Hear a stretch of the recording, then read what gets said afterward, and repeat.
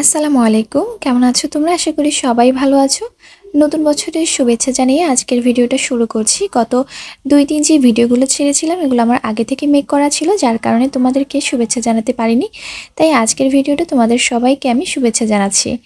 অন্যান্য বছর থেকে এই বছরটা আমার কাছে বেশি স্পেশাল, কারণ তোমাদের ভালোবাসা পেয়েছি। সত্যি বলতে তোমাদের ভালোবাসা আমাকে মুগ্ধ করে দিয়েছে।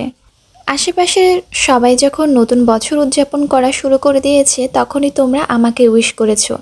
মানে এটা ভাবা যায় তোমরা নতুন বছর উদযাপন না করে আগে আমাকে উইশ করেছো। সত্যি আপুরা, তোমাদের ভালোবাসা আমি আম, কল্পনা করে বোঝাতে পারবো না। আসলে আমি যে কতটা হ্যাপি তোমাদেরকে পেয়ে, সত্যি অনেক হ্যাপি। তাদের মধ্যে আমি কিছু আপুর নাম বলছি যারা যারা আমাকে উইশ করেছো। সবার প্রথমেই আমি আমার একটা প্রিয় আপুর নাম নিয়েছি। আমার খুব পছন্দের একটা মানুষ সে, কারণ প্রথম থেকে সে আমাকে ভালোবাসা দিয়েই যাচ্ছে নিঃস্বার্থে। আর আপুর নামটা হচ্ছে চাঁদ আপু। চাঁদ আপু নিশ্চয়ই চাঁদের মতোই সুন্দর। আমি আপুকে অবশ্য দেখেছি। আপু সত্যি তুমি খুবই কিউট, একদম গোলুমলু, তুমি অনেক কিউট।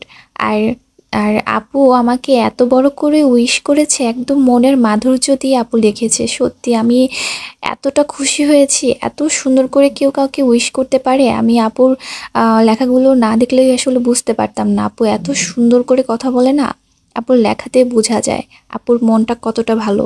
আরেকটা কথা, আপু আজকে আমাকে অনেক সুন্দর করে একটা চিঠি লিখেছে, তাই ভাবলাম তোমাদের সাথে একটা ভিডিওর মাধ্যমে আপুর এই চিঠিটা আমি শেয়ার করব। একটা মানুষকে না দেখে যে এতটা ভালোবাসা যায় সেটা আপুর চিঠিটা না পড়লে হয়তো বা বুঝতে পারতাম না। তাই ভাবলাম তোমাদের সাথে অবশ্যই চিঠিটা আমি শেয়ার করব, আর ভিডিও করে রাখলে এই আপুর চিঠিটাও আমার কাছে থেকে যাবে। চাঁদ আপু, তোমাকে অনেক অনেক ধন্যবাদ এত সুন্দর করে চিঠি লেখার জন্য। তারপর আরও আরও আপু আছে যারা আমাকে উইশ করেছে, তাদের আমি নাম বলছি। নাদিয়া আক্তার, এই আপুটাও আমাকে উইশ করেছিল। আপু তোমাকে অনেক ধন্যবাদ। সুমাইয়া আক্তার, এই আপুটা আমাকে অনেক সুন্দর করে উইশ করেছিল। আপু তোমাকে অনেক ধন্যবাদ। তারপর আফিয়া আফিয়া আপু, তোমাকেও ধন্যবাদ। উর্মি, স্মৃতি আপু, তারপর হচ্ছে নুসরাত জাহান আপু, নাদিয়া কবির, এই আপুটাও উইশ করেছিল। এমডি মিনার, এটা জানি না আপুটার নামটা কি, সে আপুটা আমাকে উইশ করেছিল।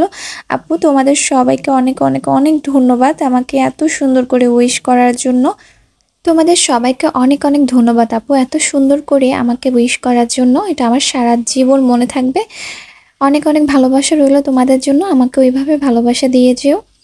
তো চলো আজকে আর কোনো কথা না বাড়াই, গল্পে চলে যাচ্ছি। শুরু করছি এক সমুদ্র প্রেম, পর্ব ৩৬। লিখেছেন নুসরাত সুলতানা সেজতি। পিউ ছুটে এসে লুটিয়ে পড়ল বিছানায়। চিরাচরিত সেই সিনেমায় হিরোইনদের মতো ঝাঁপ দিল এক প্রকার। বালিশটা বুক চেপে হাঁসফাঁস করে উঠল। ধূসর ভাই ওর ঠোঁটে চুমু খেয়েছেন।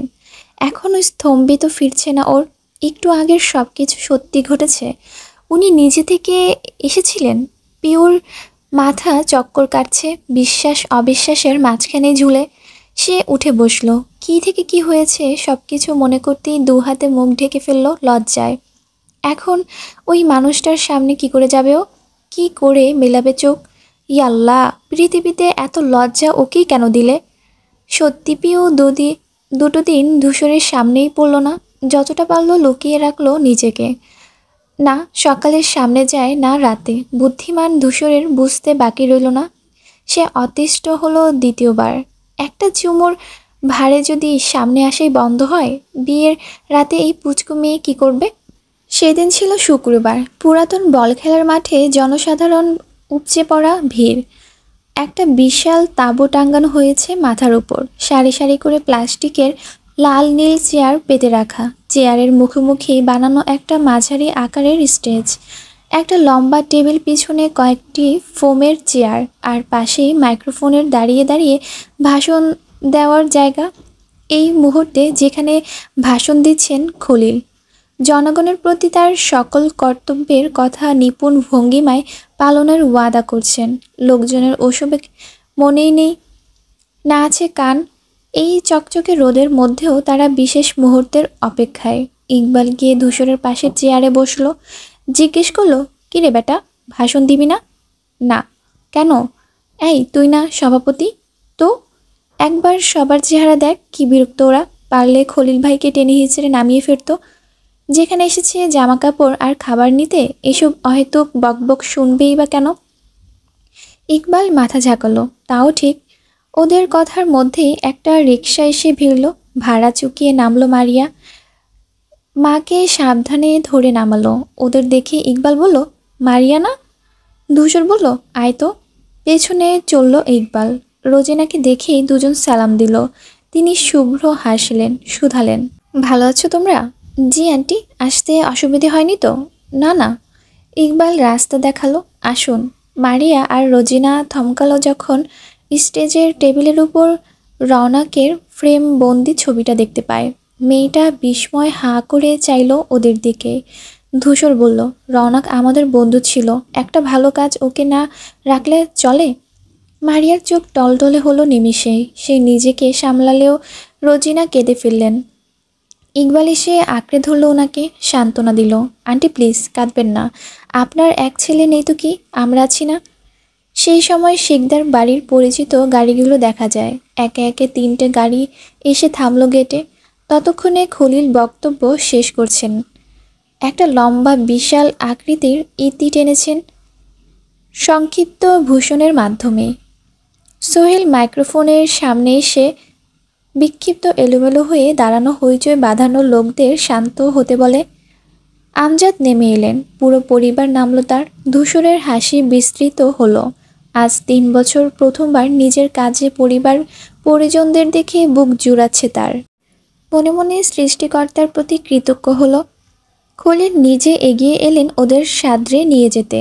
যেচে এসে হাত মেলালেন আমজাদ, আফতাব, আনিসের সঙ্গে। সাদিব চশমা ঠিকঠাক করে আশেপাশে চাইতেই মারিয়ার সঙ্গে চোখাচোখি হলো। মেয়েটা ওর দিকে মুগ্ধ বনে চেয়েছিল। হঠাৎ সাদিফ তাকাবে বোঝেনি। লজ্জা আর থতমত খেয়ে তৎপর দৃষ্টি সরালো সে। সাদিফ এসব বুঝলো কি না কে জানে। সে ওকে থেকে দেখে অবাক হয়েছে, চোখে মুখে বিস্ময় রেশ। তারপর ঝকঝকে হেসে এগিয়ে এলো কাছে। মারিয়া ভাবলো ওর সাথে কথা বলবে, হাই হ্যালো কিছু একটা, কিন্তু সাদিব ওরই পাশে দাঁড়িয়ে ওকে সম্পূর্ণ অবজ্ঞা করে রোজিনাকে বলল, আসসালামু আলাইকুম আন্টি, কেমন আছেন? আপনি এখানে আসবেন আমি কিন্তু একদমই জানতাম না। মারিয়া মুখটা বন্ধ করে ফেললো তৎক্ষণাৎ। মনে মনে নারাজ হলো। এমন ভাব করলো যেন ওকে দেখেও নি। ওয়ালাইকুম আসসালাম বাবা। ধূসর ওরা খবর পাঠালো কাল তোমরা আসবে, আমিও জানতাম না। ভালোই হলো, দেখা হয়ে গেল এই সুযোগে। এর মধ্যে সোহেল এসে বলল, আন্টি আপনি আমার সাথে আসুন। কোথায় বাবা? ভেতরে সবার বসার ব্যবস্থা করেছি, আসুন। রোজিনা মাথা দুলালেন, হাঁটাও ধরলেন সোহেলের পেছনে। মারিয়া দ্বিধাদ্বন্দ্বে ভুগল। সাদিপ তো কথা বলছে না, সে কি দাঁড়িয়ে থাকবে? যেই মাকে অনুসরণ করতে গেল সাদিফ অমনি এক লাফে পথ রোধ করে দাঁড়ালো। ভ্রু উঁচিয়ে বলল, আপনি কোথায় যাচ্ছেন? মা মা মা কি? একা তো, তাতে কি? আপনার মায়ের সাথে আমার মায়েদের আলাপ হলে দেখবেন আপনাকে আর চিনবেই না। আমার 4 মা এমন জাদু জানে না। সাদিফ হাসলো, গর্বের হাসি। মারিয়া চুপটি করে দাঁড়িয়ে রইল। হঠাৎ গলার উদ্বেগ ঢেলে বলল, সাদিফ, এই আপনি জানেন আমি মামা হচ্ছি?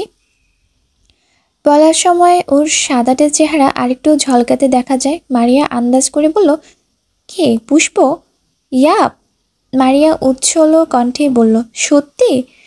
সেই সাথে চোখে চোখে পুষ্প আর ইকবালকে খুঁজল সে। একটা শুভকামনা তো জানাতেই হবে। সাদিব নেত্রযুগল নাচাতে নাচাতে বলল, ইকবাল ভাই কি ফার্স্ট দেখেছেন? বউ বাপের বাড়ি না রাখার কি অন্য অন্নবদ্য ফন্দি? এমন মানুষের জন্যই রাজনীতি পারফেক্ট। মারিয়া অপ্রতিম ভঙ্গিতে মাথা দোলালো, সহমত পোষণ করলেও কোথাও গিয়ে লজ্জা লাগছে ওর। সাদিফ ফের বলল, ইকবাল ভাই তো পারলে এখনই পুষ্পটাকে মাথায় তুলে রাখে। সিঁড়ি দিয়ে উঠাচ্ছে ধরে, নামাচ্ছেও ধরে, নিচে নামতেই দিচ্ছে না বেশি। খাবার খেতে গেলে মরিচটাও বেছে দিচ্ছে। আমার বোন কিন্তু দারুণ লাকি, ম্যালেরিয়া। সাদিব আবার হাসলো, ফুলের মতো পবিত্র দেখালো তার মুখবিবর। যেন জটিলতা কটিলতা জানেই না। মারিয়া বিমুগ্ধ নেত্রে অনিমেষ চেয়ে রইল ওর দিকেই। সাদিব আচমকা হাসি কমিয়ে শান্ত সুরেই বলল, অবাক লাগছে তাই না? সদ্য ছ্যাঁকা খাওয়া ছেলের মুখে এত হাসি দেখে। মারিয়ার মুখভঙ্গি বদলে গেল। ত্রস্ত বলতে নিল, না না আমি তো। সাদীপ মধ্যখানে কথা কেড়ে নেয়, ভেজা সুরে বলে, আসলে আমি ভালো থাকতে চাইছি ম্যালেরিয়া, হৃদয় থেকে মুছে ফেলতে চাইছি পিউকেও। ও ধূসর ভাইয়ের বউ হবে, ওকে নিয়ে আদৌ কিছু ভাবলেও আমার অস্বস্তি হচ্ছে, তাই হেসে হেসে নিজের অভিপ্রায় লুকিয়ে চেষ্টা করছি আনন্দে থাকার। কি পারবো না? মারিয়া বলল, কেন পারবেন না? ভালো মানুষরা খারাপ থাকতেই পারে না। আমি আমি ভালো? হ্যাঁ, অবশ্যই, সাদিফ সন্দিহান কণ্ঠেই বলল। কিন্তু কে যেন একদিন বলেছিল আমার মতো অসভ্য খারাপ ছেলে দুটো দেখিনি। মারিয়া নাক ফুলালো। আপনি এখনো পুরনো কথা নিয়ে পড়ে আছেন? সাদিফ হেসে উঠল, প্রস্তাব রাখলো, চলুন চা খেয়ে আসি। এখন? আরে আসুন তো। নিজেই হাত ধরে টেনে চলল সাদিফ। মারিয়া পা মেলাতে মেলাতে মৃদু হাসলো। ওর মুঠোয় থাকা স্থির হাতের দিক চেয়ে ভাবলো, যদি এইভাবে আমাকে সাথে নিয়ে চলার পথটা দীর্ঘ করতেন, খুব কি মন্দ হয় সাদিফ। পিউ মহা মুসিবতে পড়েছে। এখানকার এক একটা দামড়া দামড়া ছেলে তাকে ভাবি বলে ডাকছে, যাকে বলে ডেকে মুখে ফেনা তুলে ফেলা। আপনি আজ্ঞে করছেন, দিচ্ছে প্রচুর প্রচুর সম্মান। এই যে সে ভেতরে মা চাচিদের মধ্যে না গিয়ে বাইরে দাঁড়িয়েছিল, কোত্থেকে এক ছেলে একটা প্লাস্টিকের চেয়ার নিয়ে ছুটে এসেছে, ধরফরিয়ে বলেছে, ভাবি আপনি দাঁড়িয়ে আছেন কেন? এই নিন বসুন। পিউ অত্যাশ্চর্য হয়ে চেয়েছিল। ছেলেটা নিঃসন্দেহে ওকে তুলে 10-20টা আছাড় মারতে পারবে, এমন হাট্টাগাট্টা ছেলে আপনি করে বলছে। এত ইজ্জত দেওয়ার ছোট্ট মেয়েটা অস্বস্তিতে গাট। কি হলো ভাবি, বসুন। পিউ দোনামোনা করে চেয়ারে বসলো। আফতাব আনিস পাশ কাটিয়ে যাচ্ছিল। ছেলেটি আবার বলল, ভাবি কিছু লাগবে? কোক বা ঠান্ডা পানি? পিউ বলার আগেই আফতাব ধমকে বলল, এই ছেলে, তুমি ওকে ভাবি ডাকছো কেন? আমাদের মেয়ে তো বিয়েই হয়নি। পিউ ভয়ে বসা থেকে দাঁড়িয়ে গেল আবার। আফতাব যে ধূসরের বাবা, ছেলেটা জানে। একটুও না ঘাবড়িয়ে পিউর দিক চেয়ে অবাক হয়ে বলল, এ বাবা, আপু আপনার বিয়ে হয়নি? পিউ দুপাশে মাথা নাড়ল। ছেলেটা জিভ কেটে বলল, সরি আপু, আমি ভেবেছিলাম আপনি ইকবাল ভাইয়ের বউ। সত্যি সরি, সরি আঙ্কেল। আফতাব ভ্রু কুঁচকে রইল। ছেলেটা জোর করে হেসে চলে গেল। এপাশে এসে মুখ ফুলিয়ে শ্বাস নিল। একটুর জন্য বেঁচে গিয়েছে। ওর যাওয়ার দিক চেয়ে দীর্ঘশ্বাস ফেলল পিউ। কি সুন্দর এরা বানিয়ে বানিয়ে মিথ্যে কথা বলে। তাকে যে কার জন্য ভাবি ডাকা হচ্ছে সে কি আর জানে না? পিউমা, তুমি এই গরমের মধ্যে এখানে দাঁড়িয়ে আছো কেন? ভেতরে তোমার মায়েদের সাথে গিয়ে বসো। পিউ মিনমিন করে বলল, এখানে ভালো লাগছে, যাচ্ছ? একটু থেকেই চলে যাব। আচ্ছা চলো আনিস। ওনারা চলে গেলেন। পিউ ওনা আঙ্গুলে পেঁচাতে পেঁচাতে চারপাশে তাকালো। অত মানুষের ভিড়ে ধূসর ভাইকে খুঁজে পেল না। এখানে আসা থেকে মানুষটা একবারও ওর দিকে তাকায়নি। কথা বলা তো দূর, যেন চেনেই না ওকে। উনি কি খুব রেগে আছেন? সে এই দুদিন সামনে যায়নি বলে অভিমান করেছেন? কথা বন্ধ করে দেবেন না তো আবার? পিউ শঙ্কিত হলো। বেকুল চোখ তখনও ধূসরের খোঁজে, অথচ সেই মানুষটা সদ্য এসে দাঁড়িয়েছে তার পাশে। পিউ খেয়াল করেনি। গলা উঁচিয়ে উঁচিয়ে ভিড় দেখছে সে। যদি ওনাকে দেখা যায়। শেষে ক্লান্ত হয়ে ঠিকঠাক হলো। বিড়বিড় করে বলল, রাগ করেছেন ধূসর ভাই? নিজেই চুমু খেয়ে লজ্জায় ফেলে নিজেই রাগ করছেন? ঠিক আছে করুন, আমারও রাগ আছে। সাইজে ছোট হলে কি হবে, আমার রাগ আপনার থেকেও বড়। তারপর মুখ বেঁকিয়ে ঘুরতেই মুখোমুখি হলো ধূসরের। হকচকে পিছিয়ে গেল পিউ। সংঘর্ষ হতে হতেও হলো না। ধূসর চোখ শুরু করলো। কপালে মাঝে প্রগাঢ় ভাঁজ। পিউ ভাবলো কিছু বলবে। এই যে সে এতক্ষণ বিড়বিড় করেছে, শুনতে পেয়েছি নির্ঘাত। এই নিয়ে হলো একটা ধমক তো প্রাপ্য। ধূসর এক পা এগোতেই পিউর বুক ধুকপুক করে উঠে। ভীতু লোচনে চারিদিকে তাকায়। বাবা চাচুরা কেউ দেখে ফেললে। ধূসর একটু এগিয়ে থামল। চোখ দুটো তখনও সরু। আচমকা মুখ ঘুরিয়ে পাশ কাটিয়ে চলে গেল। ঘটনাক্রমে পিউ ভ্যাবাচাক্কা খায়, হতভম্ব হয়। হাঁ করে চেয়ে থেকে চোখ পিটপিট করলো। এটা কি হলো? কোন ধরনের ইগনোর এটা? সাদিফের কথা অক্ষরে অক্ষরে ফলে গেল। রোজিনা জবা বেগমের পেয়ে দুনিয়া ভুলিয়ে গিয়েছেন। আমোদে গল্পে মজেছেন সকলে। পুষ্প সেখানে একা একা বসে গুরুজনদের আলাপে সে মজা পাচ্ছে না। বিরক্তও লাগছে এমন বসে থেকে। পিউটা যে কোথায়? এর মধ্যে ইকবাল ঢুকলো সেখানে। সোজা ওর কাছে এসে বলল, মাই লাভ, জুস খাবে? বেশি করে আইস দিয়ে নিয়ে আসবো? পুষ্প মাথা নাড়ল। ইকবাল বলল, তাহলে কোক? হুম, তাহলে কি খাবে? কিচ্ছু খেতে ইচ্ছে করছে না ইকবাল। ইকবাল চিন্তিত কণ্ঠে বলল, কেন মাই লাভ, শরীর খারাপ লাগছে? মাথা ঘুরছে আবার? বমি পাচ্ছে না তো? ওর উদ্বিগ্নতা দেখে হেসে ফেলল পুষ্প, হাতটা মুঠোতে ধরে বলল, আমি একদম ঠিক আছি, তুমি আমার পাশে থাকো, তাহলে দেখবে সম্পূর্ণটাই ঠিক থাকবো। ইকবাল আহত সুরে বলল, এটাই তো এখন পারছি না মাই লাভ, আর একটু পরেই জামা কাপড় বিতরণ শুরু হবে, আমাকে যে থাকতে হবে সেখানে। তাহলে এখন একটু কাছে থাকো আমার। পিউ ধূপ করে পুষ্পের পাশে চেয়ারে বসে পড়ল, দীর্ঘশ্বাস ফেলে বলল, বাব্বা কত প্রেম এদের, দেখতে দেখতে অন্ত না হয়ে যায়। পুষ্প মাথায় একটা চাটি বসালো অমনি। ইকবাল টেনে টেনে বলল, আমারও তো কত লোকের কত কি দেখছি আজকাল। কই আমরা তো অন্ধ হয়ে যাইনি পিউ পিউ, দিব্যি সুস্থ দেখো। পিউ ঘাবড়ে গেল, ইকবাল ভাই কি দেখার কথা বলল? ওই দিন ধূসর ভাই যে ওকে চুমু খেয়েছেন সেটা দেখে নেয়নি তো আবার? সে তোতলে শুধালো, কি দেখেছেন আপনি? দেখেছি তো অনেক কিছুই, ওসব হলো গোপন কথা, ওসব কি আর বলা যায়?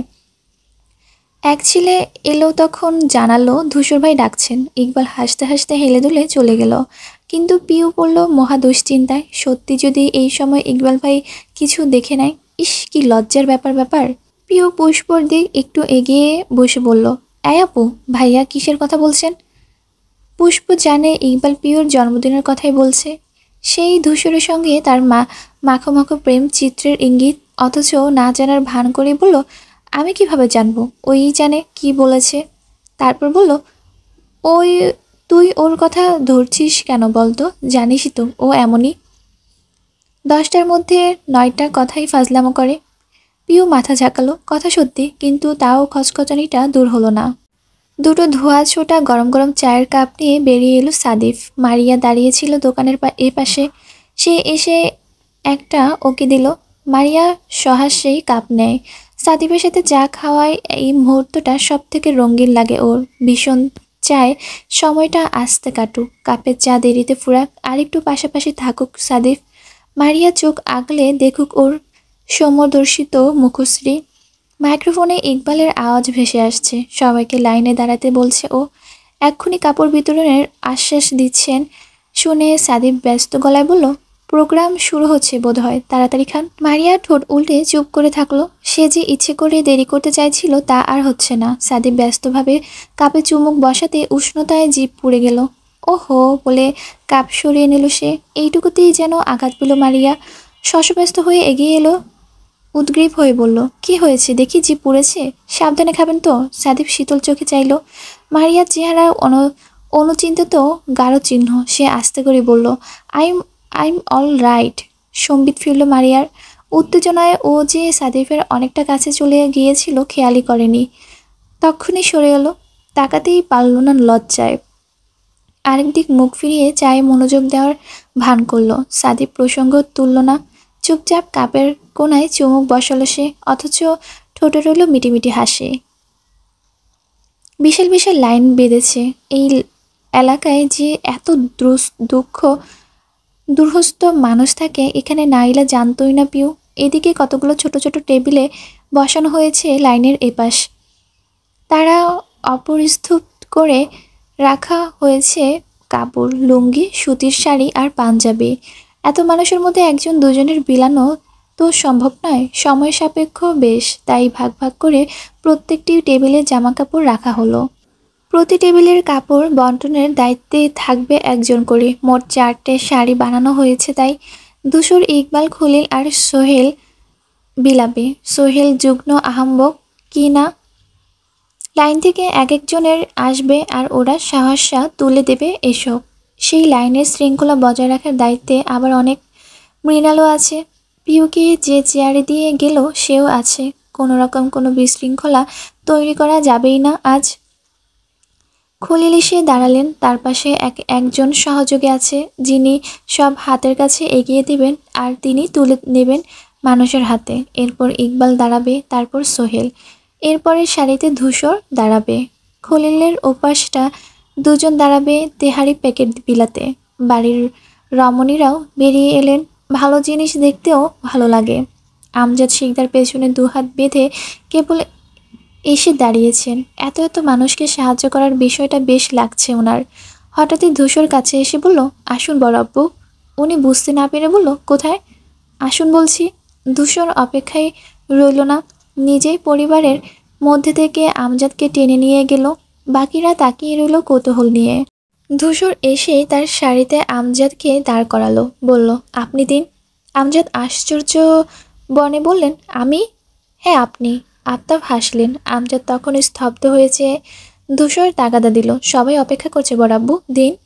আমজাদ আপ্লুত নজর ফিরিয়ে এনে সামনে চাইলেন। অসহায় এক মানুষের দুহাতে আঁচলে তুলে দিলেন পোশাকটি। তিনি পুলকিত হাসলেন, চলে গেলেন। এমন করে এক একজন এলো। ইকবাল রোজিনাকে আগেই তার জায়গায় দাঁড় করিয়ে দিয়েছে, তিনিও এইরকম বিস্মিত। এটা অবশ্য ওদের পূর্ব পরিকল্পিত, কিন্তু ধূসর যে এইভাবে মাঝখানে হিটলার শ্বশুরকে আনবে এটা তো জানা ছিল না। পরিবারের সবাই চেহারা ঝলমলে। ধূসর তুলে দিচ্ছে আমজাদের হাতে, আমজাদ দিচ্ছেন লাইনে থাকা মানুষদের। দৃষ্টিটা এত চমৎকার যে আনিস ফোন বের করে অসংখ্য ছবি তুলে ফেলেছেন। আমজাদের ঠোঁটে হাসি। এই যে এক একজনের কাপড় পেয়ে আনন্দিত হচ্ছে, এই চিত্র দেখেও মুখ চোখ জুড়িয়ে যাচ্ছে। একসময় এক বৃদ্ধা নারী অগ্রসর হলেন, হাতে লাঠি, উনার কুঁজো হয়ে ভর দিয়েছেন তাতে। ধূসর ওনাকে দেখে বেছে বেছে একটা ভালো কাপড় দিয়েছে। আমজাদ পৌরার হাতে দিলেন হেসে। নারীটি বুকের সাথে চেপে ধরলেন কাপড়টা, সাথে এক ধাপ এগিয়ে আমজাদের মাথায় হাত বুলিয়ে বিড়বিড় করে দোয়া করলেন। খানিকক্ষণের জন্য থমকে রইলেন আমজাদ, নির্মিষেই তাকিয়ে থাকলেন ওনার প্রস্থানের পথে।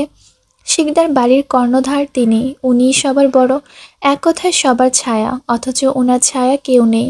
কতদিন পর কেউ একজন মাথায় হাত রাখলো কে জানে। মা এখন বেঁচে থাকলে এরকম বয়সী হতো না। আমজাদের নেত্রযুগল আজকেও ছলছলে উঠল।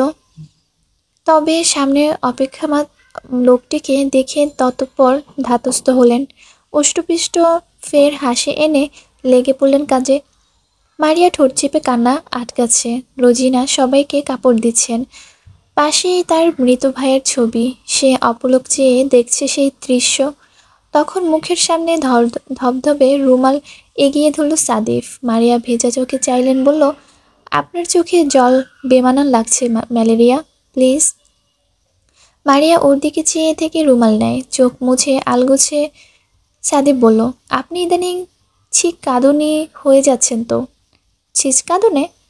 হ্যাঁ, কথায় কথায় কাঁদলে এটাই তো বলে।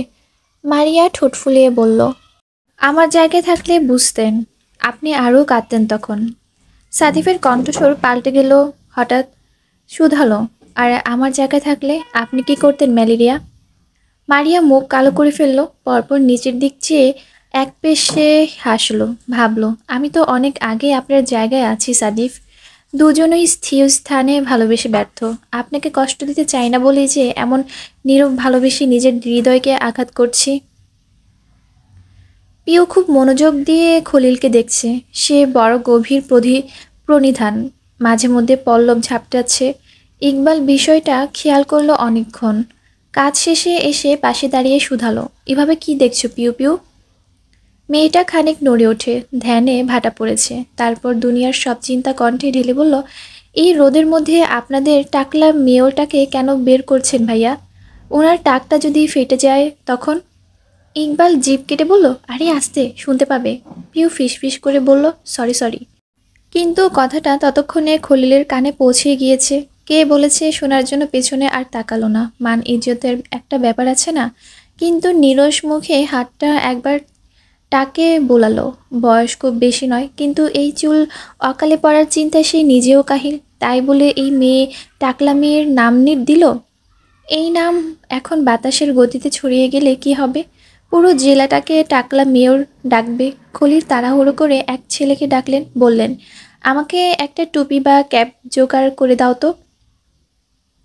ভরালো পরিপূর্ণ মাঠ এখন শূন্য। চেয়ার টেবিল গোছানো হচ্ছে। ধূসরদের পরিবারের জন্য খাওয়া দাওয়া বিশেষ ব্যবস্থা করা হয়েছে। খলিলও আছেন সেখানে। ধূসর খাওয়া শেষ করে বাইরে এলো। হাত ধোয়ার ব্যবস্থা এখানেই। ইকবাল ঢুকছিল। ওকে দেখে দাঁড়িয়ে দাঁত মেলে হে হে করে হাসলো সে। ধূসর কপাল কুঁচকে বলল, আবার কি হয়েছে? ইকবাল একবার সতর্কভাবে ভেতরের দিকটা দেখে নেয়। না, কেউ আসছে না।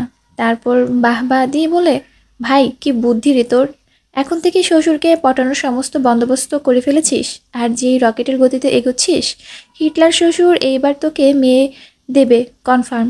ধূসর চোখ ছোট করে বলল, তোকে কে বলল আমি ওনাকে পটানোর জন্য এসব করেছি? যা করেছি মন থেকে করেছি। ইকবাল মানল না।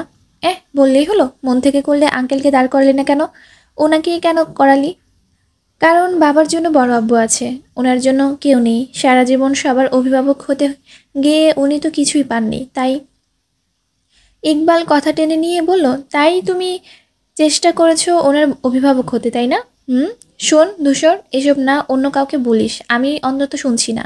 তুই যে পিওকে পাওয়ার জন্য এসব করছিস আমি জানি। পিওকে পাওয়ার জন্য আমার কারো মন জেতার দরকার নেই। আমার জিনিস আমি জোর করে হলেও নিজের কাছে রেখে দিতে জানি। শূদ্রের কণ্ঠ ধূসরের। ইকবাল তাও মাথা দুপাশে ঝাঁকিয়ে বলল, না না বললেই হলো, আমি যা বোঝার বুঝে গেছি। ধূসর অতিষ্ঠ ভঙ্গিতেই মাথা নাড়ল, বুঝলো এর সাথে কথা বাড়িয়ে লাভ নেই, চুপচাপ পাশ কাটিয়ে এসে ট্যাপ ছাড়ল। ইকবাল থেমে থাকলো না, কাছে এসে কণ্ঠ শৃঙ্গে তুলে বলল, আমি ভাবতেও পারছি না একটা মানুষ মাথায় এত ঘিলু কোথায় থাকে। আমাকেও একটু ধার দিতে ধূসর, পুষ্পটাকে বিয়ে করার আগে অ্যাপ্লাই করতে পারতাম। ধূসর বিরক্ত হয়ে বলল, তুই থামবি ইকবাল? না। কত টাকা নিবি থামতে? ইকবাল এমনভাবে তাকালো যেন ভীষণ অপমানিত হয়েছে। টেনে টেনে বলল, টাকা দিয়ে আমার কথা কেনার চেষ্টা করবেন না শিকদার সাহেব। আমি গরিব হতে পারি, কিন্তু ছেলে ছোট লোক নই। ধূসর চোখ মুখ কুচকালো। ছ্যাবলানোর একটা সীমা থাকে। পুষ্পটা যে কি দেখে তোর প্রেমে পড়েছিল। হু নস। ইকবাল দুই ভ্রু উঁচিয়ে বলল, নিজের থেকে সিনিয়র একজনকে এত বড় অপমান? সিনিয়র? তাহলে তুই এখন অবিবাহিত আর আমি আমি এক বাচ্চার বাপ হচ্ছি। পজিশনকে এগিয়ে। ধূসর মুখ ফুলিয়ে শ্বাস ফেলে হাঁটা ধরল। ওর সাথে থাকলে তার পাগল হতে দেরি নেই। ইকবাল গম্ভীর চোখে ধূসরের যাওয়ার দেখে ফিরতেও পিউর সামনে পড়ল। প্লেটের খাবার এক প্রকার যুদ্ধ করে শেষ করল মেয়েটা, অথচ যার জন্য এত তাড়াহুড়ো করে এসেছে সে কোথায়? পিউ ব্যগ্রলোচনে এদিক ওদিক চাইল। ইকবালের দীর্ঘ শ্বাসের শব্দ শুনে তাকালো, বলল, কি হয়েছে? ভাবছি। কি ভাবছেন? না মানে ধূসর একটা কথা বলে গেল তো সেটাই ভাবছি। পিউ আগ্রহ ভরে চায়, কি কথা ভাইয়া? ইকবাল মস্তক দুলিয়ে দুলিয়ে দুলিয়ে বলল, ওই বলছে যে তোমাকে আজ এত সুন্দর লাগছে, ওর ইচ্ছে করছে এখান থেকে সোজা কাজে অফিসে নিয়ে যেতে। পিউ প্রথমে ভ্রু কোটালো, তারপর ভ্যাংচি কেটে বলল, মিথ্যুক। সেও চলে গেল। ইকবাল ঠোঁট উল্টে বলল, যা বাবা, মিয়া বিবি কেউই বিশ্বাস করে না আমায়। সত্যি জগতে ভালো মানুষের কোনো দামই নেই। পিউ ভেজা হাত ওড়নায় মুছল। ধূসরকে তখনও পেল না। ফিরে আসতে নিয়ে হঠাৎ থামলো, ঘুরে চাইল। ওই তো সে। কথা বলছেন দাঁড়িয়ে দাঁড়িয়ে। চওড়া পিঠ এদিকেই ফিরে। পিউ ছুটে যায়। ওকে আসতে দেখে সামনের ছেলেটি ধূসরকে ইশারা করে দেখালো। ঘুরে চাইল সে। ছেলেটি চলে গেছে। পিউ এসে সামনে দাঁড়িয়ে বলল, আপনাকে খুঁজছিলাম। ধূসর বক্ষপটে হাত বেঁধে দাঁড়ালো, কথা বলল না, কারণ ও জিজ্ঞেস করলো না দেখে পিউ মুখ ছোট করে বলল, আপনি কি আমার উপর সত্যিই রেগে আছেন ধূসর ভাই? ধূসর উত্তর দিল না। পাশ কাটতে গেলেই পিউ হাত টেনে ধরল ত্রস্তে। ধূসর ঠোঁট কামড়ে শব্দহীন হাসে, অথচ ফিরে যায় ভ্রুকুচকে গম্ভীর মুখে। পিউ কাঁদো কাঁদো কণ্ঠে বলল, সরি। ধূসর নিরুত্তর, পাত্তাই দিল না। এমন ভঙ্গিতে আরেক দিক তাকাতে পিউ হাতটা ঝাঁকিয়ে বলল, সরি বললাম তো, আর রেগে থাকবেন না প্লিজ। ধূসর তাকালো, চোখ মুখ পাথরের ন্যায় রেখেই বলল, তো কি করব? কিছু বলতে গেলে কাঁপাকাঁপি করিস, কিছু করতে এলে ছুটে পালিয়ে যাস, সামনে আসিস না। এর থেকে চুপ থাকাই ভালো। পিউ সংকীর্ণ করলো আদল, মাথা নামিয়ে বলল, আমি কি ইচ্ছে করে এমন করি? আগে কি কখনো প্রেম করেছি? অভ্যাস নেই বলেই তো এমন হয়। ছোট মানুষ, একটু তো ভুল হবেই। আপনি বুঝি তা শুধরে না দিয়ে আরেকটি বার মুখ ফিরিয়ে থাকবেন? ধূসর অবাক হওয়ার ভান করে বলল, ছোট মানুষ? কথা শুনে তো মনে হলো না তুই ছোট। পিউ অসহায় মুখ করে চুপ থাকলো। ধূসর নিজেই বলল, তুই বলতে চাইছিস আমি তোর সাথে প্রেম করছি? পিউ তাকাতেই সে ভ্রু নাচালো। মেয়েটা বোকা কণ্ঠে শুধালো, করছেন না? ধূসর এগিয়ে আসে, আবার দূরত্ব ঘোচায়। পিউ ত্রস্তে ন্যায় দাঁড়িয়ে থাকার চেষ্টা চালালো। ধূসরের লম্বা দেহটা নেমে আসে ওর চেহারার উপর, কণ্ঠ খাদেন এনে বলে, আমি তো তোকে প্রেমিকা বানাতে চাই না পিউ, ডিরেক্ট আমার বউ বানাতে চাই। পিউর বুক ধোক করে উঠল। লজ্জায় অস্থির ভঙ্গিতে খামচে ধরল দুপাশের কামিজ। ধূসর গাঢ় চাউনি বোলালো ওর মুখশ্রীতে।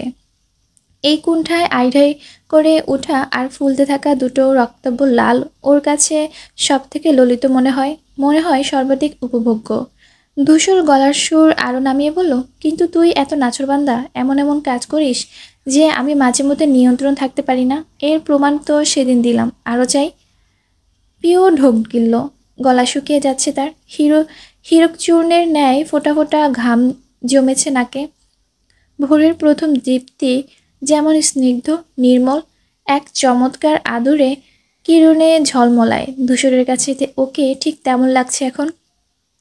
ওর অবস্থা দেখে হেসে ফেলল সে, সোজা হয়ে দাঁড়িয়ে কাঁধ পেঁচিয়ে বলল, চল। পিওর কথা জড়িয়ে এলো, কোথায়? যা ঘামছিস, আইসক্রিম কিনে দিই, চল। আফতাব স্তম্ভিত নেত্রে চেয়ে রইলেন ওদের যাওয়ার দিকে। কথাবার্তা কানে না গেল এই চিত্রপটে ওনার বুঝতে বাকি নেই কিছু। ধূসর আর পিওর মধ্যে কি চলছে ভাবতে মস্তিষ্ক রুদ্ধ হয়ে এলো। হাত পা বিভোষ লাগছে আতঙ্কে। এর মানে ওই দিন ঠিক সন্দেহ করেছিলেন, কিন্তু ধূসরের মতো একটা বুদ্ধিমান ছেলে এত বড় ভুল কিভাবে করলো? ভালোবাসার জন্য কি পিউ ছাড়া কেউ ছিল না? এই কথা ভাইজান জানলে যে সর্বনাশ হয়ে যাবে, শেষ হয়ে যাবে ওদের এতদিনের পরিবারটা। আফতাব অস্থির অধীর, গলবিলটা কেমন ফ্যাঁস ফ্যাঁস করছে দুশ্চিন্তায়। মস্তিষ্ক সমগ্র কোষ যেন স্থির জায়গায় থমকেছে। ঘামছে বয়স্ক গতর। বাড়ি ফেরা থেকে এক দণ্ড শান্তিতে বসতে পারছে না। ভেতরটা কেমন করছে। ক্ষণ বাদে বাদে মুচড়ে উঠছে বাঁ পাশ। দুহাত পেছনে বেঁধে সামনে পায়চারি করছে তিনি। পায়ের গতি দিশাহীন বেগতিক। রুবাইদা অনেকক্ষণ যাবৎ খেয়াল করলেন ওনাকে। চিন্তিত কণ্ঠে শুধালেন, তোমার কিছু হয়েছে? আফতাব থামলেন, স্ত্রীর পানে চাইলেন। নিভে যাওয়া অক্ষিপট নিচু করে বললেন, না। তাহলে এরকম করছেন কেন? এসে দেখছি একটু শান্ত হয়ে বসছেও না। আফতাব থমথমে উত্তর দিলেন, আমার একটু একা থাকতে দেবে? কেন, কি? প্লিজ রুবা। ভদ্রমহিলা দ্বিতীয় প্রশ্ন করলেন না ফের। মনের মধ্যে ওঠা সকল প্রশ্ন চেপে চুপচাপ বেরিয়ে গেলেন। আফতাব দীর্ঘশ্বাস ফেললেন, গিয়ে বসলেন রকিং চেয়ারে। পেছনে মাথা এলিয়ে আগে পিছিয়ে দুললেন কিছু সময়। চোখের পাতা এক কোটি কিছু সুন্দর চিত্রপট ভেসে উঠল সামনে। সাদা তোয়ালে পেঁচানো একটা ফুটফুটে নদুস শ্যামবর্ণের বাচ্চাকে কোলে নেওয়া, বুকের সাথে মিশিয়ে ধরা, তাকে হাত ধরে হাঁটতে শেখানো, বাবা বাবা ডাকতে শেখানো, সব কিছু স্পষ্ট হয়ে উঠল মানুষ স্পটে। আফতাব তড়িৎ বেগে চোখ মেললেন। হৃৎপিণ্ড কেমন বিভৎস হয়ে গেল। চোখ চঞ্চু ভেঙ্গে এলো প্রচণ্ড কান্নায়। কার্নিশ বেয়ে জল ছুল চেয়ারের কোমল ফোমে। ধূসর ওনার একমাত্র সন্তান, রুবাইদা, আর তার ঘর আলো করে আসা হীরের প্রদীপ। তার বড় আদরের, ভীষণ ভালোবাসার। কিন্তু এই ভালোবাসার সারা জীবন অপ্রকাশিত থেকে গেল।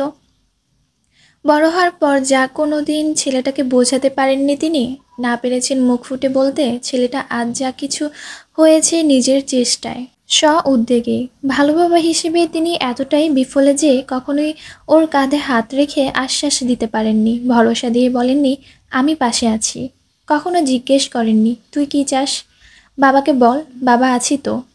ভাইজান যা সিদ্ধান্ত নিয়েছেন চোখ বুঝে মেনে নিয়েছেন। যদিও তার সিদ্ধান্তে ধূসরের খারাপ কখনো হয়নি, কিন্তু আজ কি করবেন তিনি? ছেলেটা এই প্রথম কাউকে ভালোবাসলো। ধূসর মারপিট করুক, রাজনীতি করুক, অবাধ্য হোক, যাই করে থাকুক না কেন, কোনোদিন কোনো মেয়ে ঘটিত নোংরা কথা শুনতে হয়নি ওর নামে। সেই ছেলে পিওকে চায়। ওই চাওয়ার মাত্রা কতটা প্রগাঢ় হতে পারে ধারণা আছে তার? সব বুঝে শুনেও কি করে বলবেন, সরে এসো পিওর থেকে, ভুলে যাও ওকে, ভুলে যাও সব কিছু? না না, এত নিষ্ঠুর পিতা হওয়ার অসম্ভব। ধূসরের উপর এমনিতেই ওনার অন্যায়ের শেষ নেই, আবার এমন একটা পাপ কি করে করবেন? সবচেয়ে বড় কথা, ছোট্ট পিওটার যে ওকে চায়। বিগত বছরগুলোকে ধূসরের প্রতি মেয়েটির পাগলামো আজ প্রমাণ হয়ে দাঁড়াচ্ছে সেসবের। এত কিছুর জেনে কি করে বাধা হবেন ওদের মাঝে? আফতাব পরাস্ত ব্যথিত চোখে মেঝের দিক চাইলেন, পরপর চৌকিতে তাকালেন আবার। বাধ্য হতে হবে, থামাতে হবে ওদের, না হলে যে সংসার ভেঙে যাবে। ভাইজান ধূসরকে পছন্দ করলো তার রাজনীতি চোখের বালি, যেই কারণে পুষ্পকে এরকম দায়সারা মনের বিরুদ্ধে গিয়ে ইকবালের হাতে তুলে দিয়েছেন। সেই পুনরাবৃত্তি তিনি চান না। আবার একবার ধূসর দাঁড়াক তার প্রতিপক্ষ হয়ে, বেয়াদবি করুক, হোক এক দফা অশান্তির সৃষ্টি, তাও না। শেষে ভাইজান যদি রাগে পরিবার ভাগ করতে চান, যদি সম্পর্ক ছেদ করেন, ভেবে আতকে উঠেন আফতাব। ছেলের কষ্ট যেমন তার সহ্য হবে না, তেমন ভাইজান কষ্ট পাবে এমন কিছু করতে পারবেন না তিনি। সে মানুষটা না থাকলে আজ কোথায় থাকতো সে? কোথায় থাকতো তার রুবা? এত বড় ঋণ ভাইজানের, এত স্নেহ, এত ভালোবাসা। অন্তন দ্বন্দ্ব আর মারাত্মক দোটানার প্রকোপে আফতাব বুকে ব্যথা উঠল। প্রচণ্ড হাঁসফাঁস করলেন বসে বসে। সেই সময় নিচ থেকে ধূসরের কণ্ঠ পাওয়া যায়। বাড়িতে এসেছে সে, মায়ের কাছে কফি চাইছে। সিঁড়িতে তার দাপুটে পথচারণ শুনে আফতাব চোখ মুছলেন, বুকে পাথর চেপে শক্ত করলেন মুখবিবর। ধূসর। কক্ষে ঢুকতে গিয়ে থামল সে। ডাক শুনে পেছনে ফিরল বলল, জি। আফতাব মায়া মায়ার নেত্রে ছেলের শ্যামলা মুখ দেখলেন। এখন ওকে কিভাবে বলবেন ওসব? বুকটি যে ছিঁড়ে যাবে না তার? কিছু বলবে? ভদ্রলোক নড়ে উঠলেন। হুম, হ্যাঁ, একবার রুমে এসো, কথা আছে। ধূসর শান্ত কণ্ঠেই বলল, খুব ক্লান্ত লাগছে আব্বু। সারাদিন রোদের মধ্যে ঘুরেছি তো, মাথা ব্যথা করছে, ফ্রেশ হয়ে আসি। মমতার হৃদয় ভেঙে চুরে গেল আফতাবের। সন্তানের এমন ক্লান্ত মুখ আর নরম কণ্ঠ শুনে স্নেহ দুলে উঠে মনে। এরপর আর অমন অপ্রিয় বাক্যগুলো উচ্চারণ করার সাহস হলো না। বললেন, আজ তাহলে থাক, কাল শোনো। আচ্ছা বাবা। ধূসর কামরায় ঢুকে গেল। তখনও আফতাব অনিমেষ চেয়ে রইলেন। ওই কাল আর ওনার আসেননি, বারবার চেয়েও কিছু বলতে পারেননি। ধূসরের এত ছোটাছুটি কাজের প্রতি একাগ্রতা শেষে অবিশ্রান্ত মুখমণ্ডল দেখে প্রতিবার পিছিয়ে এসেছেন। জিভের ডগায় এনেও গিলে ফেলেছেন সব। ইকবালদের বাড়িতে গিয়ে কথাবার্তা সেরে এলেন আমজাদ। মেয়েকে উঠিয়ে দেওয়ার তারিখ পাকাপোক্ত করে এসেছেন। এই তো আগামী মাসের শুরুতে একটা ঘরোয়া আয়োজন করে পুষ্পকে শ্বশুর বাড়ি পাঠাবে বলে ঠিক হলো। মেয়েটা ভীষণ অসুস্থ, বলতে গেলে সারাদিন না খেয়ে থাকে। জল খেলেও ভেসিনে ঢালে, প্রচণ্ড দুর্বল। ইকবালের এই নিয়ে উদ্বিগ্নতার সীমা নেই। সে মাইলাভকে মাথায় রাখলে সুস্থ হবে নাকি বুকে রাখলে সুস্থ হবে তাই নিয়ে দিশেহারা। পুষ্পর শুষ্ক মুখটা দেখছে যতবার, বক্ষ ছিঁড়ে দীর্ঘশ্বাস বের হয়ে ততবার। সারাদিন বিছানায় নেতিয়ে থাকা ওকে দেখতে একটুও ভালো লাগে না তার। এত অসুস্থ হবে, বাচ্চা কাচ্চার কথা ভাবতই না। ইকবালের কিচ্ছু ভালো লাগে না আজকাল। তার হাসি টাসি খুব বেশি আসে না। সারাক্ষণ পুষ্পর চিন্তায় মস্তিষ্ক জাপতে থাকে। মিনা, মুনতাহিন, এমনকি পুষ্প তাকে বোঝাচ্ছে এই সময় এরকম হয়, কটা মাস গেলেই ঠিক হয়ে যাবে। তবুও মন মানে না ইকবালের। সে প্রতিদিন গুনতে বসে আর কমাস পর বাবুটা আসবে। কবে এমন করুণ নিদারুণ অবস্থা থেকে মুক্তি পাবে তার মাইলাভ? বাবাকে দুহাত ভরে মিষ্টি নিয়ে ঢুকতে দেখে মুখ শুকিয়ে গেল পিউয়ের। আজ দুপুর 2টায় ওর রেজাল্ট দেবে, অথচ বাবা মিষ্টি এনেছে এই সকালবেলা। এখন যদি রেজাল্ট ভালো না হয়, পিউ কি করবে ভেবে পাচ্ছে না। চিন্তায় প্রাণ ওষ্ঠাগত। নাস্তাও খায়নি ঠিক করে। তার বুক কাঁপছে, হৃৎপিণ্ডটা এপাশ হতে ওপাশ এসে ফুটবল খেলছে। জবা সুমনা সবাই এত সান্ত্বনা দিচ্ছেন, বোঝাচ্ছেন ভালো হবে, কিন্তু এসব থামছেই না। ভোরে মিনাকে ডাকতেও হয়নি, নিজেই ফজরের উঠে নামাজ পড়েছে পিউ। তসবিও গুনেছে একটুর পর।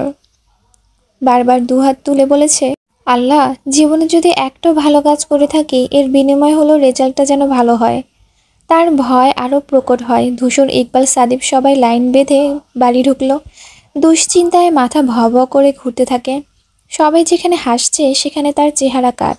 উতলা নয়নে বারবার ঘড়ি দেখছে ও।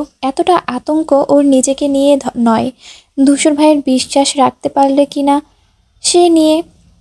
মানুষটা ওই বড় মুখ করে বলা কথাগুলো যতবার মনে পড়ে ততবার শ্বাসনালী আটকে আসে তার। আর যাই হোক, ওনাকে যেন ওর জন্য ছোট না হতে হয়। পিউ ভুলেও নেটে রেজাল্ট চেক করতে গেল না, বরং ফোন বন্ধ করে রেখেছে। রেজাল্ট বের হলেই তানহা ফোন করবে, থাক তার চেয়ে। শেষমেশ প্রতীক্ষার প্রহর ফুরালো। রেজাল্ট দিয়েছে পিউয়ের। দীর্ঘদিনের পরিশ্রমের সুফল এসেছে, A+ পেয়েছে সে। তবে বাংলায় নম্বর কম পাওয়ায় গোল্ডেন জোটেনি।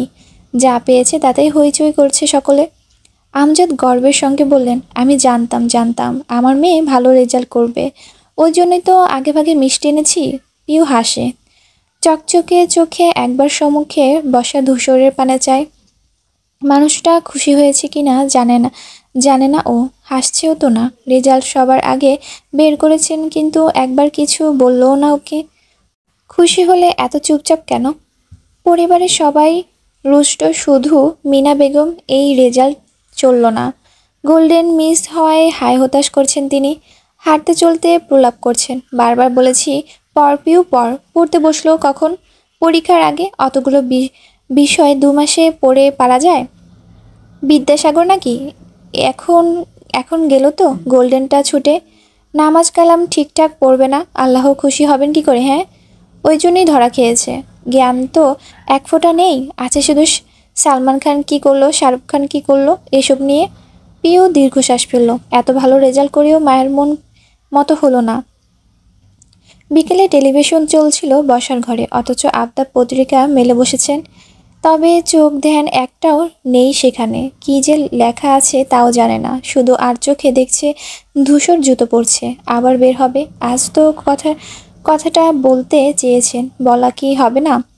পিউ চঞ্চল গায়ে নিচে নামতে আফতাব ততস্থভাবে বসলেন। মেয়েটা ছোট, ভালো মন্দ বোঝে না, ওকে দূরে দূরে রাখতে হবে ধূসরের থেকে। ধূসরের পরিপাটি বেশভূষা দেখে রুবাইদা শুধালেন, কিরে আবার বের হচ্ছিস নাকি? হ্যাঁ। ইকবাল শুধালো, কোথাও যাবি? আমিও যাই।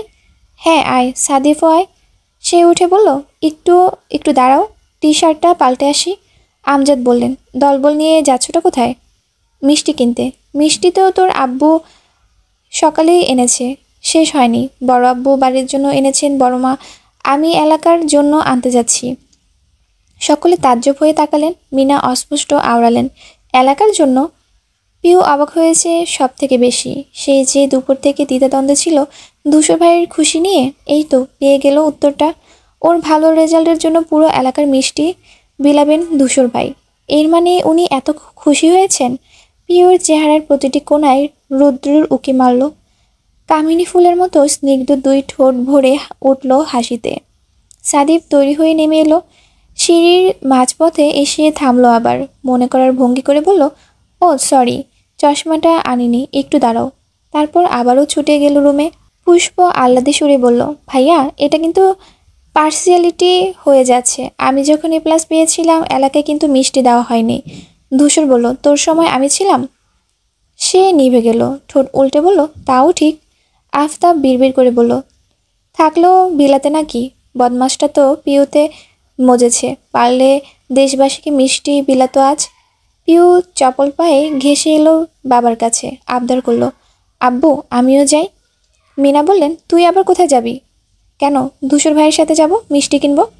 ধূসর ছোট্ট শ্বাস ফেলে ইকবালের দিক চাইতেই সে দুষ্ট হেসে চোখ টিপল। পরপর পিউকে বলল, হ্যাঁ হ্যাঁ পিউ পিউ চলো, সবাই মিলে মিষ্টির প্যাকেট বইবো আজ। আমজাদ আর মানা করলেন না, বললেন, যাও। পিউ পা বাড়াতে যাবে অমনি আফতাব চেঁচিয়ে উঠলেন, না। চমকে তাকালো সকলে। পিউ রুহু উড়ে গেল। সকলে ভোরকে একযোগে চাইতেই আফতাব থতমত খেলেন। হাসার চেষ্টা করে বললেন, না মানে বলছিলাম যে পিউমা যেও না তুমি। কেন যাচ্ছ? তিনি থেমে থেমে বললেন, আমি চাইছিলাম তোমাকে নিয়ে কেক আনতে যাব, ভালো রেজাল্ট করেছো, একটা প্রিন্সেস ড্রেসও কিনবো। ওদের সাথে তোমার যেতে হবে না, আমার সাথে যেও কেমন? পিউ হা করেও চুপ করলো। বড়দের উপর না বলবে কি করে, কিন্তু তার মন যে ধূসর ভাইয়ের সাথে যেতে চায়। ওনার একটুখানি সঙ্গতে যে সুখ, সেটা কি হাজার খানের প্রিন্সেস ড্রেসে হবে আসবে? কিন্তু হবু শ্বশুরকেও না করতে পারল না। মনের বিরুদ্ধে গিয়ে মাথা কাত করে বলল, আচ্ছা। আফতাব স্বস্তির হাসলেন, বললেন, লক্ষ্মী মেয়ে, এসো চাচুর পাশে এসে বসো। পিউ গিয়ে বসলো। তিনি স্নেহের হাত মাথায় বোলালেন ওর। পরপর ছেলের দিক চেয়ে বললেন, তোমরা দাঁড়িয়ে আছো কেন? যাও যেখানে যাচ্ছিলে। সাদিব নেমে এসেছে অতক্ষণে। 3 জন একসাথে বেরিয়ে গেল। বাইরে এসে ইকবাল বিভ্রান্ত কণ্ঠে শুধালো, আঙ্কেল হঠাৎ অমন করলেন কেন? ধূসর জবাব এলো না। সে নিষ্প্রাণ কামড়ে কিছু ভাবছে। পুষ্পকে তুলে দেওয়ার উপলক্ষে আরেক দফা শপিং হলো শিকদার বাড়ির। প্রতিবারের মতো জবা আর সুমনাকে পাঠানো হলো কেনাকাটার জন্য। পুষ্প অসুস্থ থাকায় যায়নি, তবে লাফানো পিউটা সবার সাথে হাজির থাকে সব সময়। ইকবাল পরিবারের জন্য মোটামুটি কেনাকাটা করেছেন ওনারা। বাড়িতে সবাই ফিরলে বসার ঘরে সব মালপত্র নিয়ে বৈঠক বসলো। প্রত্যেকটা জিনিসে সবাইকে দেখানোর আয়োজন চলল। তার মধ্যে ধূসর উপর থেকে নেমে এসে দাঁড়ায়। কথায় কথায় সুমনা ওকে বলল, ধূসর, পুষ্পর পরে কিন্তু তোর সিরিয়াল। মেয়েকে পাঠিয়ে ঘরে বউ আনবো আমরা, জায়গা পূরণ করতে হবে না? ওনারা ভাবলেন সে বলবে আমি বিয়ে করব না, বা অমত প্রকাশ কিছু একটা শোনাবে, কিন্তু সে ভনিতাহীন বলল, করব, খুব তাড়াতাড়ি করব। বড়রা একটু অবাক হয়ে চাইল ওর দিকে। পিউ নুয়ে আছে, মনোযোগ দেখাচ্ছে হাতের শাড়ির ভাঁজে। জবা কপাল কুঁচকে শুধালেন, কাউকে কি ঠিক করে রেখেছিস? রাখলে আমাদেরও দেখা। শুধু শুধু পাত্রী খুঁজে কষ্ট করব কেন? আফতাব সতর্ক তবে মস্তর ভঙ্গিতে চানাচুর চিবোচ্ছেন। কান দুটো খাড়া করে রেখেছেন ছেলের দিকে। পিউ মেরুদণ্ড সোজা করে বসল। ধূসর ভাই যেই সাহসী মানব, আবার ইদানিং বউ বউ করে ঝোপছে। এখনই না কিছু বলে বসেন। ধূসর তখন ওর দিকেই চাইল। পিউ আরও ঘাবড়ে গেল এতে। চোখাচোখি করে সেকেন্ডের ফেরালো দৃষ্টি। বলল, তোমাদের পাত্রী খুঁজতে হবে না, মন দিয়ে মেয়ের বিয়ের আনন্দ করো। সে তো করবই, কিন্তু ছেলের বিয়েটা। ধূসর কথা টেনে নেয়, ওটা সামনে। এই আনন্দে কিছু কমতি পড়লে সেখান থেকে পুষিয়ে নেবে। ছেলে মেয়ের বিয়ে হবে, এভরিথিং শুড বি ডাবল বলে দিয়ে নিরুদ্দিক ভঙ্গিতে ডাইনিং রুমে চলে যায়। সবার ফেরায় শেষে খেতে বসেছে ও। পিও চুপসে তাকিয়ে থাকলো। কথার মধ্যে ঠিকই ক্লু দিয়ে গেল এই লোক। সবাই চোখ পিটপিট করছে। ধূসরের কথায় আগামাথা তারা বুঝেনি। রুবা দুপাশে মাথা নেড়ে উঠে গেলেন ছেলের নিকট। কি লাগে না লাগে দেখতে, শুধু আবদাব কটমট করছিলেন ভেতর ভেতর। দাঁত চেপে বিড়বিড় করলেন, হতচ্ছাড়া বদমাস। মোটামুটি একটা অনুষ্ঠান করা হলো পুষ্পর বিয়েতে। ও এমনি অসুস্থ, তাই খুব কাছের লোক ছাড়া আমজাদ কাউকে ডাকবেন না। অত ধরনের নেওয়ার মতো অবস্থা মেয়েটার নেই, তিনি বুঝেন। ইকবালের আত্মীয় স্বজন আর নিজেদের এই নিয়েই একটা গেট টুগেদার হলো। পুষ্প বিয়েতেও নেতেই আছে। কোনো রকম বেনারসি পরলেও একটা গয়নাও পরেনি, ইচ্ছে করছেই না। কিন্তু যখনই পালা এলো বিদায়ের, অমনি যেন আধ্যাত্মিক পর্যায়ে জাগ্রত হয়ে উঠল। শরীরের সমস্ত অসুখ শেষ। একেবারে জ্বর, গলায় হাউমাউ করে কান্না শুরু করলো সে। এদিকে মিনা বেগম মূর্ছা যাচ্ছেন বারবার। সকাল থেকে কেঁদে ভাসিয়ে শরীর দুর্বল ওনার। বাড়ির এতগুলো মেয়ে একসাথে কাঁদলে সাউন্ড সিস্টেমও হার মানবে। জবা, সুমনা, রুবা তো আছেন, সাথে পিউয়ের দুই মামি বর্ষা, শান্তা, সুপ্তি সব যোগ দিয়েছে। রাদীপ রিক্ত মজায় ছিল এতক্ষণ। একরকম পাঞ্জাবি পরে হুটুপুটি করে পুরা সারা বাড়ি ঘুরছিল। যখনই মাকে কাঁদতে দেখলো, রিক্ত কোনো কিছু না বুঝেও কান্না শুরু করে দেয়। রাদীপ দাঁড়িয়ে থাকে মুখ কালো করে। পিউ আস্তে আস্তে শব্দহীন কাঁদছিল, কিন্তু যখন পুষ্পকে ঘর থেকে নামাতে গেল, তার ওই শব্দ আর ঠোঁটের ভেতরই রইল না। চিৎকার করতে করতে বোনের কোমর আঁকড়ে ধরল সে। কিছুতেই যেতে দেবে না ওকে। পুষ্পর কান্না এতে আরও জোরালো হয়। বোনের কান্না দেখে এখন সে বেশি করে যেতে চাইছে না। বেগতিক অবস্থায় পড়ে গেলেন পুরুষরা। ইকবাল অসহায় হয়ে দাঁড়িয়ে থাকলো। পুষ্প বারবার মায়ের ঘরের দিক ছুটে লাগাতে চায়। ওনাকে অচেতন রেখে কিভাবে যাবেও, এমনিতেই অসুস্থ, এর উপর আবার কান্নাকাটি, অতিরিক্ত ধকলে শেষমেশ নিজেও ঢলে পড়ল।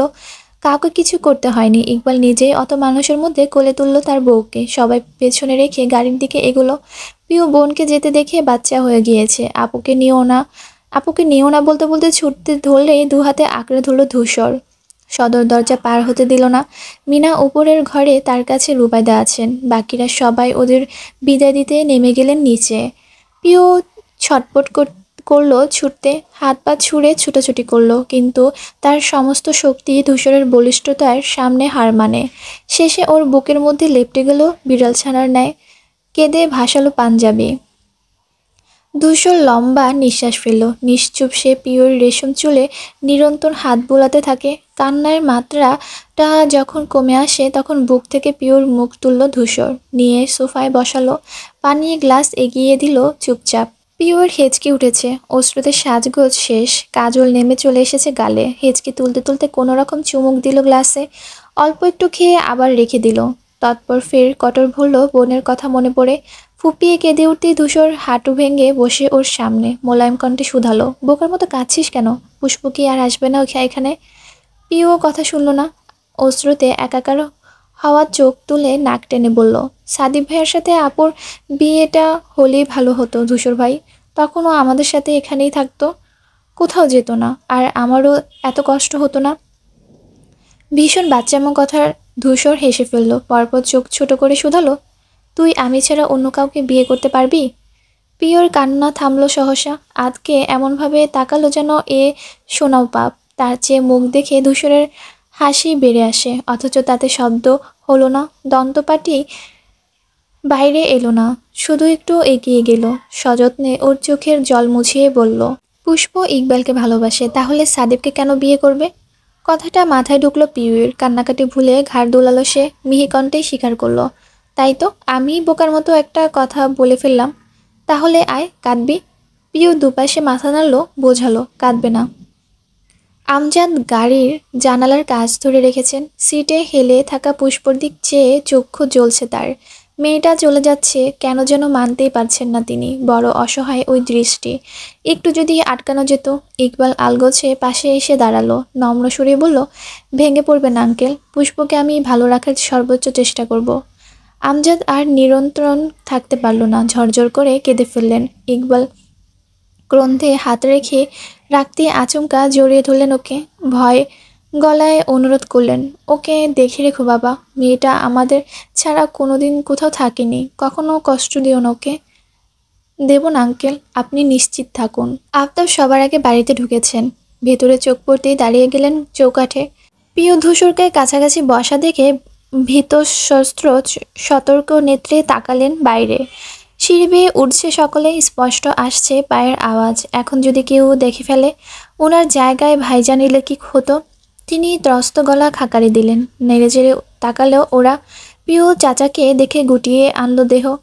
ধূসর উঠে দাঁড়ালো, বাবার দিক ফিরল, চেহারায় একটুও শঙ্কার চিহ্ন নেই, উল্টে স্বাভাবিক তার কণ্ঠ জিজ্ঞেস করলো, ওনারা কি চলে গিয়েছে? আফতাব ভেবেছিল ছেলের চোখে মুখে একটু ঘাবড়ানোর ছাপ দেখবেন, এই যে অসময়ে বাপ এসে বলল, এটা একটা চিন্তার বিষয় না, কিন্তু না, সে তো বুক ফুলিয়ে আছে। হতাশ শ্বাস ফেললেন, উত্তর হিসেবে মাথা দোলালেন। ধূসর পিওর দিক চেয়ে বলল, চোখে মুখে পানি দিয়ে আয় যা। মেয়েটা ঘাড় হেলায়, বাধ্যের মতো উঠে যায়।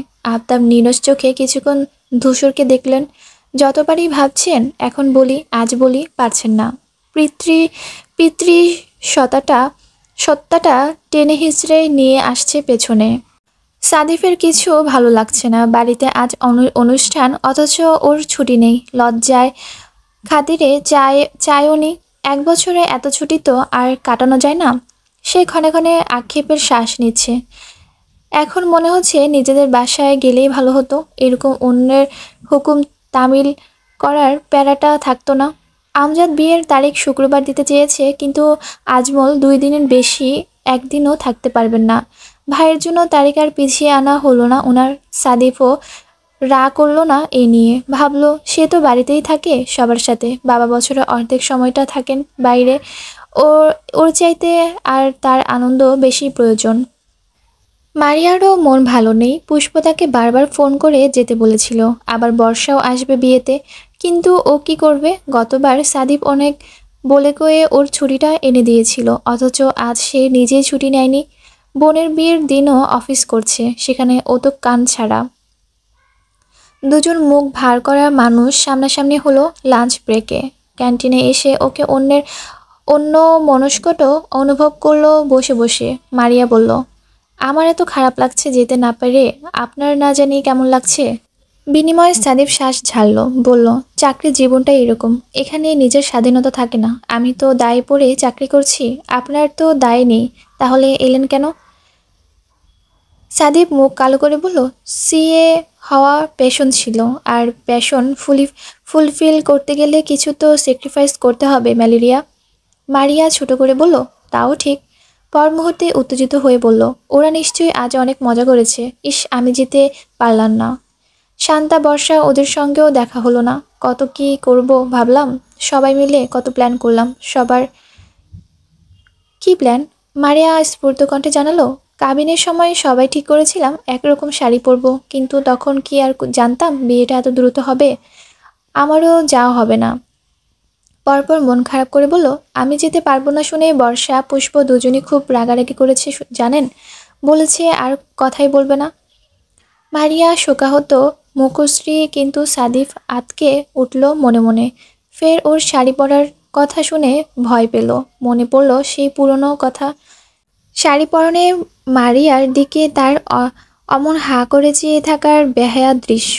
বিড়বিড় করে বলল, ভাগ্যিস যাওয়া হয়নি, না হলে আজকেও একটা ইজ্জতের ফালুদা বানানোর মতো কাজ করে ফেলতাম। অফিসে মন খারাপ বাড়ি ফিরে আরও গাঢ় হয়েছে সাদিফের। বাড়িটার এমন নিশ্চুপ নীরব পরিবেশ নিতে পারছেন না সে। বসার ঘরটা একদম ফাঁকা, রোজকার আড্ডা নেই, যে যার ঘরে। কেউ কথা বলছে না, গল্প করছে না, পাচ্ছে না কোনো হাসির আওয়াজ। পুষ্পর কথা মনে করেও তার বুক ভারী হলো। বিয়ে ঠিক হয়েও আগ অবধি কত সুন্দর ছিল ওদের সম্পর্ক, কত খুনসুটি করতো দুজন। ইস, যাওয়ার সময় দেখা হলো না। রাধি বিপাকে পড়েছে। সবার কান্না মোটামুটি কমলেও বড় মায়ের কান্না থামেনি। একটু পরপর ফুপিয়ে উঠছেন তিনি। দুর্বল চিত্রে শুয়ে আছেন বিছানায়। তার জন্য বাড়িটা আরও বেশি বিষণ্ণ। অতিথিরা চলে গিয়েছেন, শুনশান সব। পিউ আপুর ঘর অন্ধকার করে বসে। রিক্তটাও ঘুম। সে একা একা কি করবে? উপায়ন্তর না পেয়ে টিভি ছাড়লো, কার্টুনের চ্যানেল ধরলো। এর মধ্যে পিউ নামলো নিচে। জোরে জোরে কান্নার দারুণ।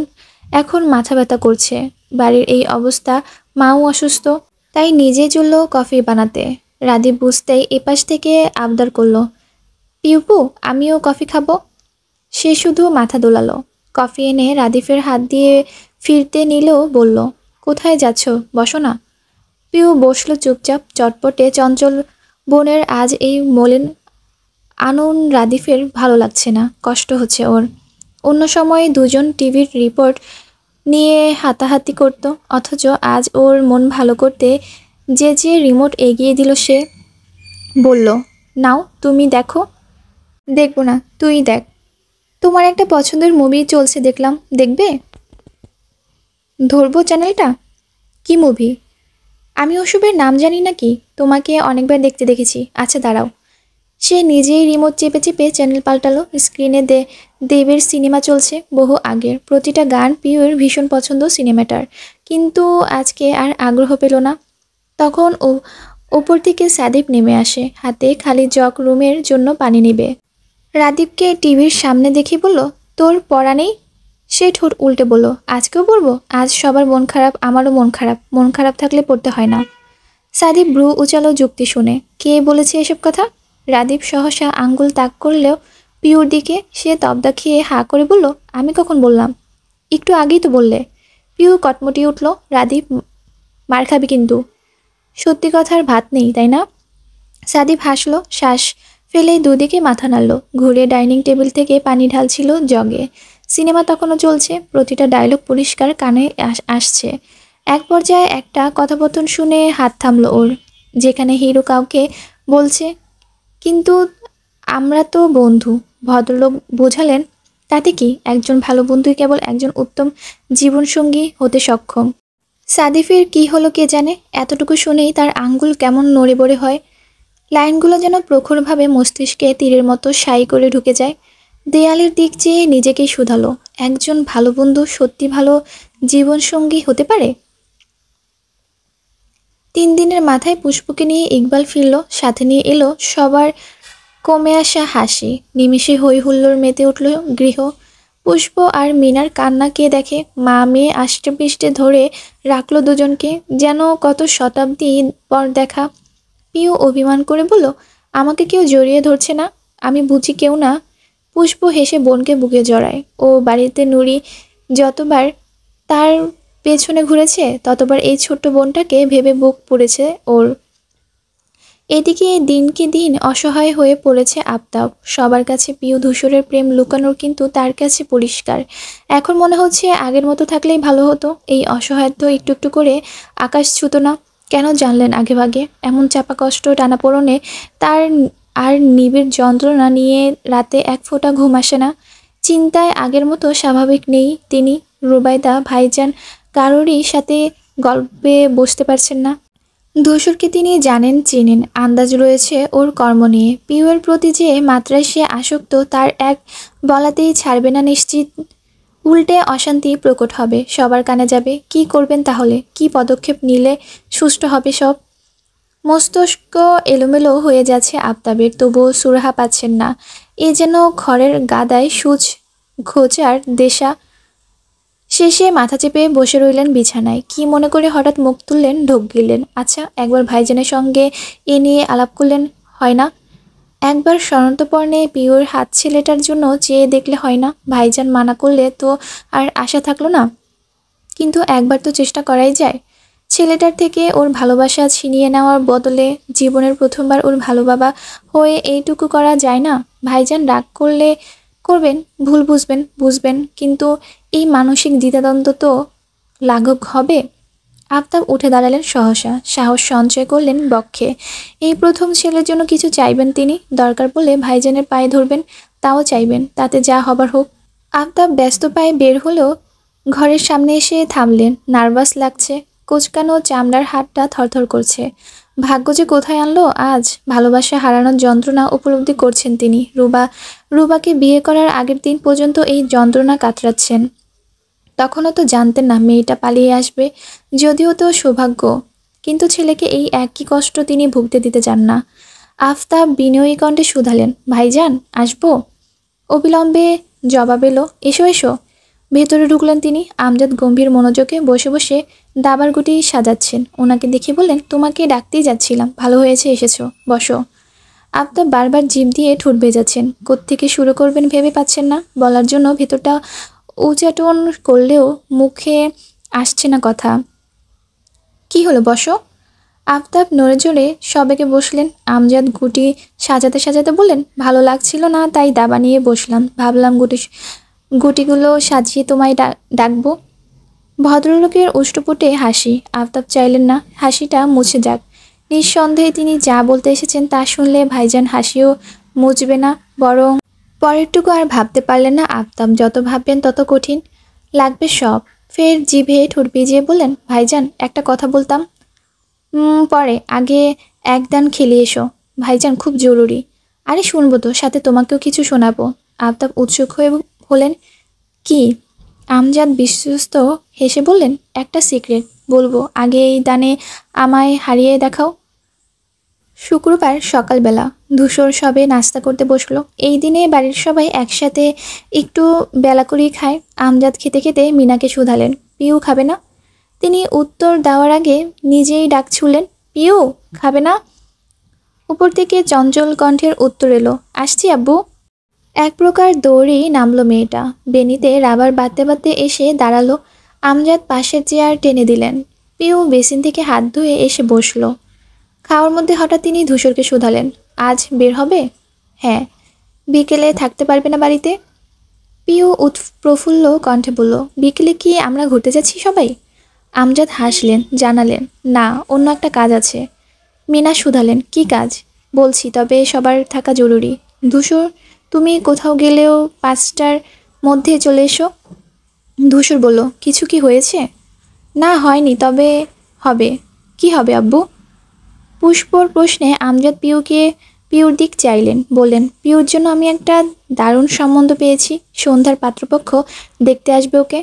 ব্যাস, ধূসরের খাওয়া থেমে গেল। নিস্তব্ধ হয়ে তাকালো সে। পিউ সবে পানি নিয়েছিল মুখে, নাকে মুখে ঢুকে তালুতে উঠে গেল সব। খুক খুক করে ফেটে পড়ল কাশিতে। এই এক ঘোষণায় আরও কজনের খাওয়া রফাদফা হলো। সবার বিমুহূর্ত আতঙ্কিত লোচন বিক্ষিপ্ত ছুটল ধূসরের মুখ জুড়ে। এবার কোনো অশান্তি আসবে কে জানে।